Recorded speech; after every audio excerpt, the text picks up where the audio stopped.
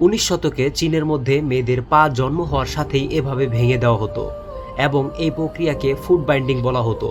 চীনে এটি একটি প্রথা ছিল যা হাজার বছর ধরে চলে আসছিল এবং একে চীনে সৌন্দর্য ও মর্যাদার একটি প্রতীক হিসেবে মনে করা হতো। ছোট বয়সে যখন মেয়েদের পায়ের হাড় অনেক বেশি নরম থাকতো, তখন তার মা তাকে কাপড় বা রশি দিয়ে বেঁধে আঙুলগুলোকে ভিতরের দিকে মুড়িয়ে দিত। এখন এই প্রক্রিয়ার সময় ওই মেয়ের পায়ের হাড় ভেঙে যেত, কিন্তু এটা মনে করা হতো যে এর ভেতরে তার ভবিষ্যৎ লুকিয়ে আছে। ধীরে ধীরে করে মেয়েটির পা 3 থেকে 4 ইঞ্চি রয়ে যেত, যাকে গোল্ডেন লোটাস ফিট বলা হতো। এখন এমন পা থাকা মেয়েদের অভিজাত মনে করা হতো এবং তাদের বিয়েও কোনো ধনী পরিবার সাথে হতো। কিন্তু প্রকৃতপক্ষে এটি ছিল একটি আজীবনের পঙ্গুত্ব। মেয়েরা কখনো কখনো তো সোজা হয়ে হাঁটতেই পারতো না, আর না নিজের পায়ে সোজা হয়ে দাঁড়াতে পারতো। ইনফেকশনের কারণে পা পচে যেত এবং হাজার হাজার নারী এই চক্করে নিজের জীবনও হারিয়ে ফেলত।